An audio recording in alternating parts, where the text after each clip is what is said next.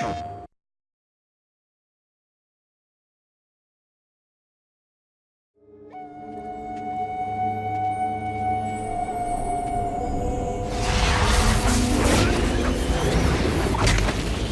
genesis of the story that we finally ended up with, we were all sitting around and we had been given the mandate to take this move controller and make a magic wand game out of it.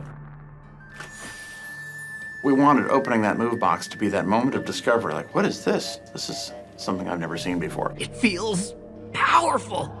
And it really formed the foundation of the story. It was going to be about learning how to do all this new stuff you'd never done before.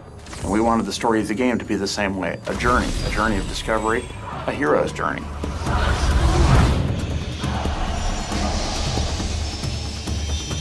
We were after an archetypal story that would be a coming-of-age story and a story where a young apprentice makes a simple mistake, unleashes the terrible forces of the world, and has to grow into become himself a great sorcerer when his master's unable to save him from his folly. Here we are, the entrance to Loch Barrow.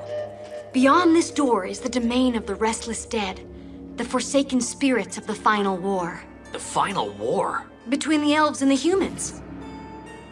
The world of sorcery, it's a world where the realm of fairy and the human realm are very closely intertwined, and there are portals that let you pass back and forth between the two worlds. There is a war between the humans and the fairies about 100 years before the game takes place.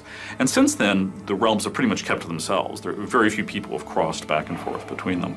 But as the game starts, the portals are thrown open again, and all of a sudden you're thrust back into this world where the creatures from the realm of fairy are crossing over. Great sorcerers defended the world from unspeakable evil.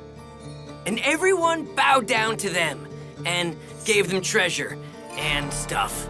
And stuff? Really? Just prepare to be amazed. You have no idea what you're doing. A lot of the emphasis in the story in Sorcery is more about the relationship between the characters. For most of the game, there is Finn, our protagonist, and Erline, the magical cat who accompanies them. When the game starts off, Finn and Erline don't really get along very well. She's kind of obnoxious, he's kind of like full of himself. I shouldn't have said anything.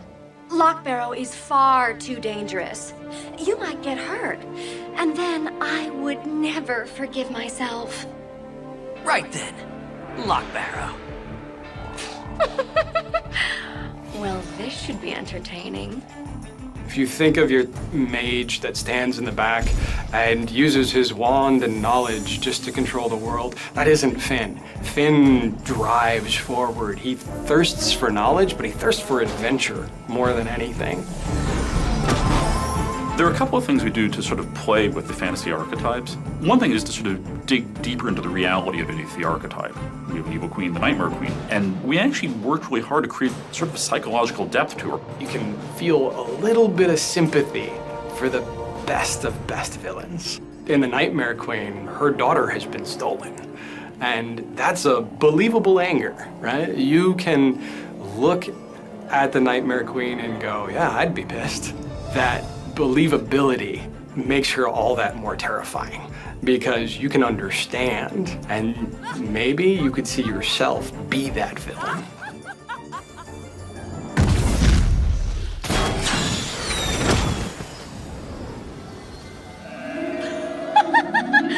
Busted! Erline was a character that was really important to our story. We face a lot of challenges with Erline because we have to have this integral character of our game be a cat. Just like with Finn, Erline goes through ups and downs throughout the story, and we had to be able to create this furball to be able to display emotion along with our character because she is such an important part.